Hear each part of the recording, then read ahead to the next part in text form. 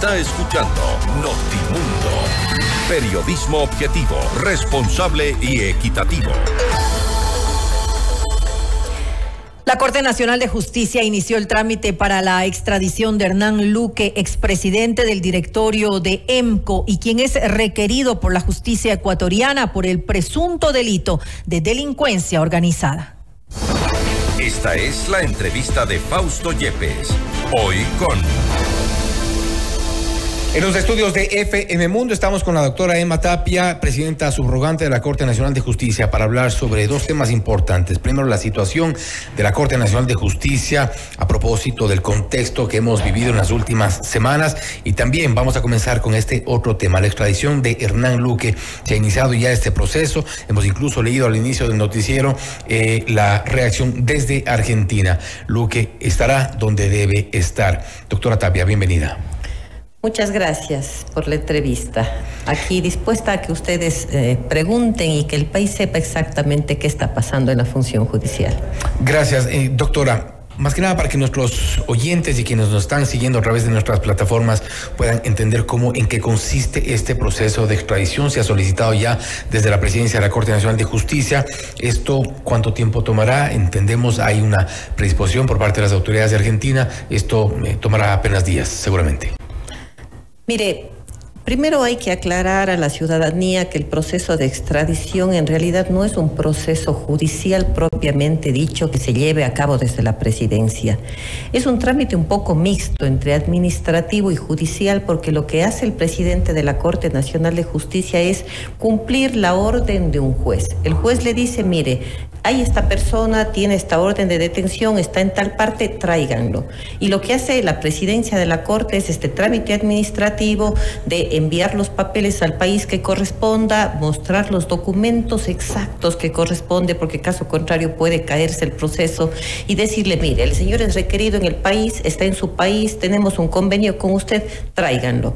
Y la Corte Nacional de Justicia, mire, recién ayer prácticamente empezamos a trabajar, sin embargo el señor presidente se puso inmediatamente en eso y se solicitó ya la extradición. Solo depende de que el país colaborante nos traiga inmediatamente. Sí, y justamente me refería a lo que dijo la ministra de Seguridad de Argentina, Patricia Bullrich. Ella dice que lo buscaba ya la justicia por corrupción. Dice, agradece a los trabajos coordinados de los dos países. Este defraudador del Estado está donde debe estar, detenido a la espera de ser extraditado a Ecuador. Argentina no es más refugio de delincuentes. Cooperación internacional para fortalecer nuestra seguridad, dice la ministra en Argentina. Y lo que le preguntaba nada más, esto podría tomar quizá pocas horas ya en función de que está todo viabilizado, ¿no? Recordemos la última extradición, por decir así, tomó horas. Ya solo dependerá de que las autoridades lo envíen. Así es. Ya es un tema meramente administrativo. Meramente en este momento administrativo. De nuestra parte se ha cumplido ya con todo el trámite. Dependerá de Argentina el momento en el que lo embarque. Así es.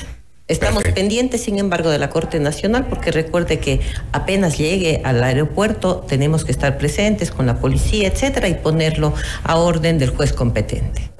Interesante saber. Hernán Luque estaría ya próximo seguramente a llegar a nuestro país para enfrentar el juicio en el caso denominado Encuentro. Hablemos, doctora Tapia, de la situación de la Corte Nacional de Justicia. Hace pocos instantes escuchábamos al doctor Swing que se refería a la corrupción en la Corte Nacional de Justicia. Él reconoce que existen irregularidades en la Corte, que hay problemas. ¿Usted lo reconoce así también? Mire, para nosotros realmente, y no me gusta y no podría tapar el sol con un dedo, definitivamente afectó muchísimo el hecho de ver que se allanen despachos de los jueces de la Corte Nacional, recordando que es el más alto organismo de justicia del país. Fue impactante, nos golpeó, y sin embargo le escuchaba al doctor Swing. No podemos negarlo, pero sin embargo también estamos dispuestos a colaborar. Se refiere a los jueces, a las oficinas de los jueces que se los investiguen en el caso Metástasis. Así es, eso fue lo que nos impactó. En realidad, de lo que yo sepa, es la primera vez que se allanan despachos de jueces de Corte Nacional. Impactante y vergonzoso. Impactante y vergonzoso, así es. Sin embargo, ayer que hablábamos con el señor presidente, él tenía pensado ya, seguramente lo hizo, hablar con el Consejo de la Judicatura para Recuerde que el Consejo de la Judicatura es nuestro órgano de control, administración, etcétera, pero de disciplina. Disciplinario. Entonces, la Corte Nacional, inmediatamente, el día de ayer, el señor presidente, siguiendo además estrictamente los pasos, recuerde que teníamos 3 despachos vacíos de jueces penales, algunos de ellos con casos importantísimos, muchas posibles prescripciones, cientos de escritos pendientes, audiencias que se nos estaban cayendo, y pasaron todos estos días, desde el 3 de febrero que ellos cesaron, y sin jueces de corte, y además sin jueces de sala penal. Ayer el doctor Swing inmediatamente tomó acción en esto, y mire que sí teníamos jueces. Se nombró, se encargó el despacho a la doctora Mercedes Caicedo, al doctor de la cadena y a la doctora Rita Bravo. Los 3 despachos de la sala penal están llenos ya. Saquicela no lo hizo. Bueno, la respuesta que él dio al Consejo de la Judicatura y que la hizo por escrito, dijo que no había jueces para llenar, lo cual definitivamente no es cierto. La Corte Nacional tiene con jueces, necesitamos más porque ahora ya los ocupamos, y sin embargo, mire, el Consejo de la Judicatura... ¿Cuál es su lectura entonces? ¿No quiso poner el doctor Saquicela? Bueno, no podría yo dar una razón de por qué no lo hizo, pero yo mismo la dije... Sobre lo que está viendo el antes y después. Claro, le dije yo... y incluso lo hice públicamente, ¿cómo no tenemos jueces? Tenemos jueces en salas permanentes en la Corte, ellos están en el 4º piso y están todos los conjueces. Es más, se les encarga, si se enfermaba un juez, si faltaba, tenía algún inconveniente, inmediatamente se encarga. Tan es así que en unas horas el doctor Swing encargó los 3 despachos penales y además el 1 contencioso administrativo, que también hay que el contencioso administrativo está debiendo mucho realmente. ¿Inacción por parte de la presidencia del doctor Saquicela? Inacción, no sé cuál es la razón, pero dejar 3 despachos penales, entre los cuales hay casos de metástasis, imposible para el país. Ayer se llenó los 3 despachos y hoy estuvieron trabajando ya. Ahora, ¿qué ocurre? Ustedes están ya algún tiempo en la Corte Nacional de Justicia. De hecho, en los pasillos se conoce mucho sobre esto que ha mencionado el doctor Swing. Si existen irregularidades, que existe corrupción, es algo innegable. Usted lo ha dicho, no se puede tapar el sol con un dedo. ¿Se sospechaba a los jueces investigados en el caso Metástasis? Bueno, la verdad no. Como le dije, para mí fue impactante. Tenemos pisos separados y aunque usted no lo crea, yo estoy en el 6º piso y el área penal está en el 7º. Llego a la corte casi 7:15, 7:30 y salgo más o menos a estas horas. No es que tenemos contacto mayor. Hay veces que con mis propios compañeros... Pero ellos no están actuando, ¿verdad? No, absolutamente no. ¿Actuaron hasta ese día? Hasta el 3 de febrero a las 10 de la mañana. Aún así, después del operativo, siguieron actuando. Sí, siguieron actuando porque el operativo fue eminentemente allanar los despachos, sacar algún tipo de documentación, de computadoras que pedía Fiscalía, y bueno, no hubo ninguna orden, por ejemplo, de detención o algo así. Entonces ellos siguieron actuando normalmente hasta el día 3 de febrero. Bueno, el 3 de febrero era sábado, entonces hasta el 2 de febrero tuvieron audiencias. Usted conoce que los jueces y en general en toda la función judicial evidentemente tienen sus equipos de trabajo, no actúan solos, tienen sus secretarios, tienen sus asistentes, parte de su equipo. ¿No quedan todavía parte de posibles estructuras? Bueno, mire, ¿o se está trabajando en eso para el despacho de cada juez nacional de ellos? Nosotros tenemos 2 asesores y un auxiliar y un asistente. Ellos tienen, no sé si 3 o 4 asesores, pero esto es un cargo estricto de confianza. Cuando yo llegué, por ejemplo, yo tengo mis propios asesores, yo los traje, yo los entreno y ellos hacen lo que uno les pone. ¿Y la gente de confianza de esos jueces sigue allí? Bueno, hasta ahora están, hasta ayer que yo les vi, estaban ahí porque esperaban la llegada de los conjueces para ver qué disponen, entregar procesos, explicarles qué es lo que está pendiente. Estuve, por ejemplo, en el despacho de la doctora Mercedes Caicedo, hablé con ella y ella va con su propia gente. Ella va con sus propios asesores y los asesores, del momento en que un juez o conjuez ahora no quiere seguirlos utilizando como asesores, terminan su cargo inmediatamente porque no tienen nombramiento. Pero no hay el riesgo de que esta gente que ha estado todavía ya asistiendo a los despachos, muy seguramente con información también privilegiada, ¿no hay el riesgo de que pueda contaminarse un poco también procesos, por ejemplo? Bueno, mire, hablaba y le comento por Mercedes Caicedo. Ella me decía que a pesar de que había un inventario de juicios, hay que ver escritos pendientes, había un informe que decía hay tantos escritos, tantos juicios, ella no.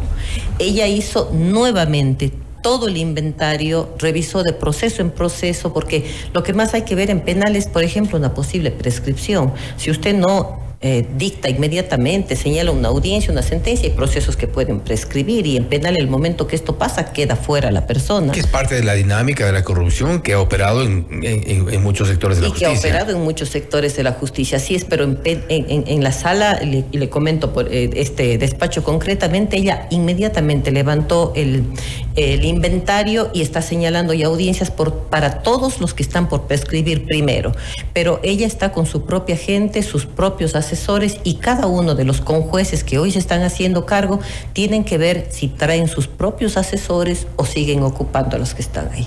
¿Hay contaminación en la Corte? Bueno, yo no podría determinar eso. Yo creo que estamos en investigación, dispuestos a colaborar en lo que sea, pero yo creo que se requiere una depuración a nivel nacional. Concretamente, en cuanto a la Corte Nacional de Justicia, y a propósito de lo que ocurrió durante la semana pasada y algunos días, respecto de la elección de nuevo presidente, no hubo consenso, no hubo acuerdos, después se aducía una prórroga, después también se hablaba sobre un posible encargo al más antiguo, al mejor puntuado. ¿Era incómodo Iván Saquicela ya en ese momento? Bueno, Iván Saquicela terminó su periodo, para mi concepto, ni siquiera el 5 de febrero. Él terminó el 26 de enero porque él y 15 y 14 jueces más decidieron que las elecciones no solo se adelanten, sino se quedó determinado, recuerde que nosotros podemos autorregularnos, quedó determinado que los periodos iban a terminar de los presidentes cada 26 de enero. Entonces, si el 26 de enero no llegamos a un acuerdo, se entiende que su periodo termina. ¿Se arrogó funciones durante más de una semana? Bueno, el Consejo de la Judicatura emitió un comunicado y le decía que él tiene para actuar hasta el 5 de febrero. Entonces, en base a eso, el Consejo de la Judicatura, el doctor Saquicela continuó actuando hasta esa fecha.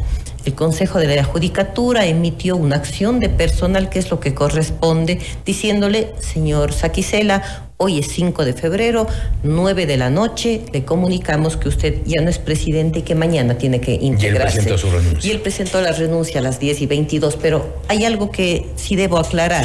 La renuncia tenía que presentarla ante el Pleno. Yo soy parte del Pleno y el Pleno no ha recibido ninguna renuncia. ¿Qué implica eso? Que nunca renunció. No presentó ante el Consejo, no presentó ante el Pleno, estuvo reunido con nosotros y jamás nos dijo, por ejemplo, miren, compañeros, presento mi renuncia. ¿A usted le resultó incómodo el doctor Saquicela? Me resultó incómodo, definitivamente, desde el momento en que yo consideraba que el día 26 de enero él había terminado su periodo.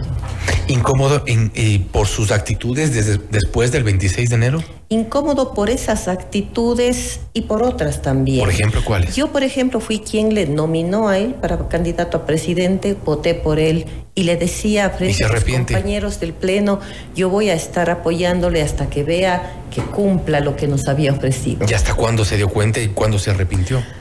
Bueno, yo diría que el último año ya resultó incómodo para el Pleno en general. O sea, 2 años le confió. Le confiamos la dirección, la administración, pero ya el último año, por decirle, los 2 primeros años sacábamos resoluciones, jurisprudencias, votábamos por ella, y ese es nuestro trabajo. Nuestro trabajo no es aparecer en un medio, en otro medio, rueda de prensa en un día, otro día, no. ¿Eso les incomodaba? Nos incomodaba porque no estábamos cumpliendo con nuestro trabajo. Quien debe llamar al Pleno es el presidente.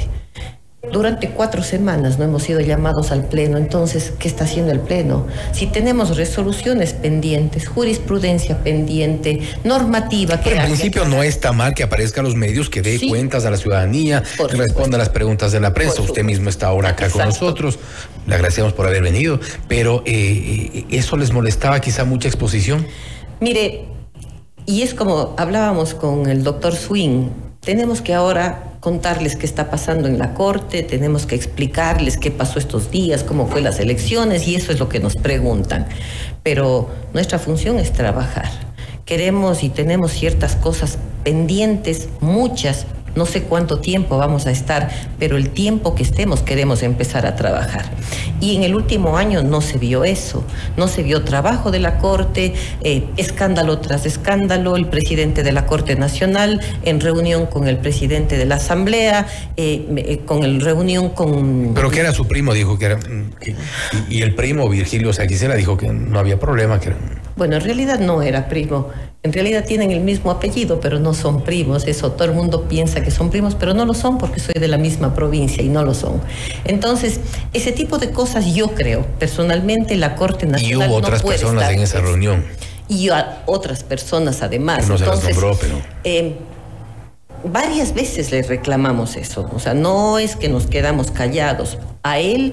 En el Pleno le señalamos que no queríamos más exposiciones, que no queríamos declaraciones que pongan en tela de duda la Corte Nacional. Y le dijimos, algún día le dijimos, no más declaraciones. Al día siguiente salió a dar otra declaración. Ese tipo de cosas empezó a incomodar a uno, a otro, a tal punto que ya... hasta un oficio que quería hacer, pero no era aprobado. Aún así llamó la atención el día de la votación que él haya obtenido 9 votos frente a 3 de la doctora Camacho y 3 del doctor Swing. De alguna forma sí tenía una importante, no mayoría para ser elegido, pero había un importante apoyo, 9 frente a 3 y 3. Claro, pero hay que pensar algo muy claro. La Corte Nacional, cada vez que se renova en 3 años, los jueces nuevos que entran son los que eligen presidente. El concurso a Corte Nacional se cayó y el doctor Saquicela ofreció a 4 de los compañeros que se iban que les iba a prorrogar en sus funciones. Esos son los 4 votos que tuvo adicionales, porque el día que ellos se fueron... Eso fue amor con amor se paga. Así es, porque el día que ellos se fueron, al siguiente pleno que tuvimos ya no tuvo ni siquiera los 5 votos, tuvo 4. Entonces, el doctor Swing, por ejemplo, ahora tuvo 9. ¿Hizo un canje de votos del doctor Saquicela? No sé qué lo hizo, pero los 4 compañeros que se iban votaron por él. Y nosotros decíamos, y algún compañero les decía, ¿por qué tan apuraditos? Esa fue la palabra que usó. Adelantan las elecciones y ahora resulta que quienes se van mañana nos van a dejar poniendo presidente. Sin embargo, mire, ni siquiera con ellos y conformado el Pleno no alcanzó los 12 votos, lo que significa que no tenía el apoyo del Pleno. El Pleno somos 21 personas. Y usted ha hablado este momento del concurso para jueces de la Corte Nacional de Justicia, un concurso que, y le digo porque yo lo había seguido desde el inicio, recibió una serie de cuestionamientos y no por parte necesariamente solo de la prensa, misiones de observadores internacionales, observadores locales, abogados, federaciones de abogados, que lo cuestionaron desde el inicio al concurso, pero usted lo respaldaba para entonces. Mire, ¿qué le hizo creer en el concurso? No, jamás. Lo que el doctor Saquicela pretendió, y por eso yo voté en contra y le dije muy claramente, el doctor Saquicela pretendía que el Pleno de la Corte saque un comunicado expresando al Consejo de la Judicatura que se declare la nulidad y el rechazo al concurso.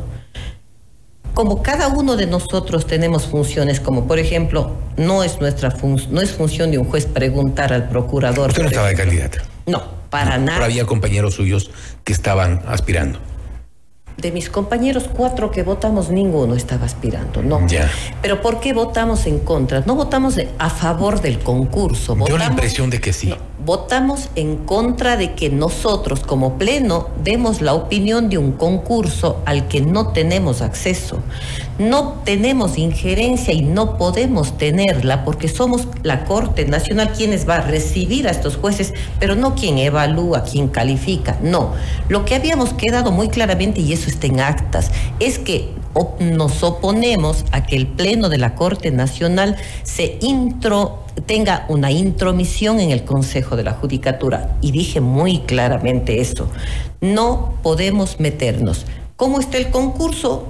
Lo que están diciendo los evaluadores. Por ejemplo, ahora... Ya usted fuera del tema institucional como tal, ¿a usted sí le pareció un concurso irregular?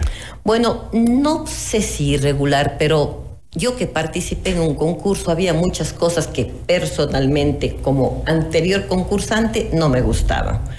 Por ejemplo, un hecho muy concreto y que yo peleé por eso. Porque en el concurso, en el mío, no hubo paridad, por ejemplo. En el anterior sí, y por eso, por ejemplo, entró Daniela Camacho con la nota más alta, un hombre, una mujer, un hombre, una mujer. Hoy no, en mi concurso tampoco. En mi concurso terminamos entrando 2 mujeres. Entonces, por ejemplo, a mí me parece irregular desde esa parte del reglamento. Pero hubo falta de publicidad, por ejemplo, en el caso del perfil de los jueces. Hubo también problemas en la prueba de confianza, que a pesar de que muchas abogadas y abogados que se quejaron de la repetición de la prueba de confianza, siguieron ahí en el concurso. Entonces nos quejamos de irregularidad, pero seguimos ahí en el concurso. Entonces hay cosas que no se ven bien y no están bien. Mire, en cuanto a los concursantes, yo mismo conversé con algunos de ellos porque eran mis compañeros con jueces y decía, mire doctora, esto por ejemplo está mal. Lo de la prueba de confianza, definitivamente alguien me dijo, a mí me fue muy bien, yo no tengo por qué repetir. Y no repitió. Y sin embargo el rato que le pasaron la nota, que dijeron no era la que esperaba, pero ya no repitió. Entonces, cosas como estas, creo yo que estaban mal. Y ahora puedo decirlo porque ya se declaró la nulidad, pero eso es lo que decía el doctor Swing. Ahora no es que nosotros queremos meternos en esto, por decir así, pero sí que nos dejen a la ciudadanía entera revisar desde el reglamento. Doctora Tapia, y para terminar, se nos fue un poquito el tiempo, pero esta es una pregunta más como un deseo también. ¿Habrá mejores días para la Corte? Yo espero que sí, y de verdad espero que sí. ¿Y por qué? Yo, por ejemplo, planteé... Quiero tener alguna certeza. Yo digo, a ver, este momento ya elaboraron el reglamento para el concurso, está listo.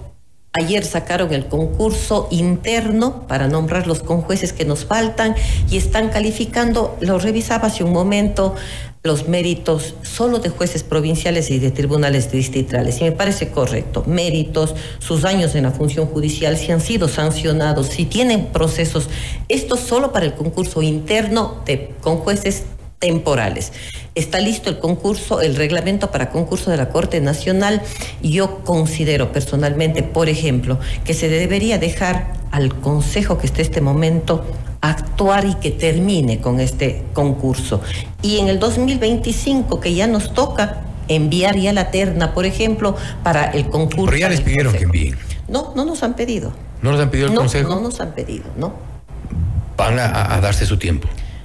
A nosotros no nos han pedido, tiene que pedirnos el Consejo de Participación Ciudadana y no ha hecho ninguna petición. ¿O es un acuerdo para mantenerlo a Álvaro Román? Ahí no le podría decir yo, no sé, pero no nos han pedido, ni en la época de... ¿Podría ser leído de esa forma? A lo mejor, no lo sé, pero no nos han pedido y hemos hablado con el doctor Swing al respecto. Y no, incluso lo primero que hicimos es ver si llegó algún oficio. No hay ninguna petición a la Corte Nacional. Pero yo considero que se debe dejar trabajar y continuar con el concurso, que sea público, transparente. Porque si va este rato y entramos con otro presidente, a lo mejor este concurso se va a demorar 2 años. Esperemos que lleguen los nuevos jueces de la forma totalmente transparente como se merece la justicia. Doctora Tapia, nuevamente gracias por haber estado con nosotros. Gracias a usted. Ha sido la doctora Emma Tapia, presidenta subrogante de la Corte Nacional de Justicia, hablando sobre la extradición de Hernán Luque por un lado y por otro sobre la situación de la Corte Nacional de Justicia, el concurso para jueces. Hay algunos temas que han resultado incómodos dentro del Pleno de la Corte Nacional de Justicia y nos ha referido la doctora Tapia. Esto es Notimundo Estelar, siempre bien informados. Noticias, entrevistas, análisis e información inmediata. Notimundo Estelar.